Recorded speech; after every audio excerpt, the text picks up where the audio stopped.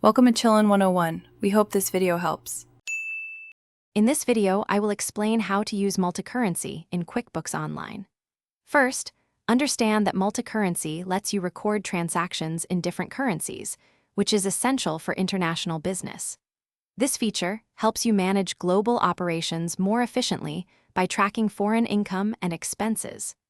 QuickBooks Online supports over 140 different currencies, making it a robust tool for businesses operating worldwide. We'll cover activation, transaction entry, and reporting.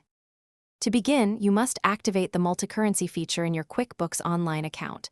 Go to the gear icon, then select Account and Settings. Under the Advanced tab, you will find the multicurrency option. Turn it on and then confirm your home currency.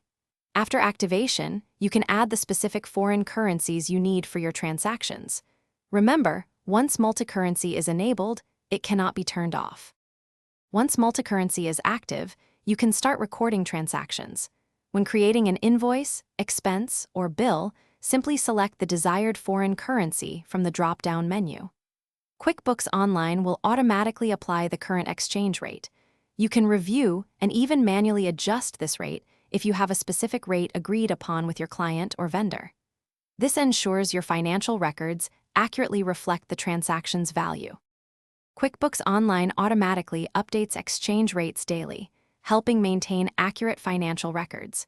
You can also run specific reports to see your realized and unrealized gains or losses due to currency fluctuations.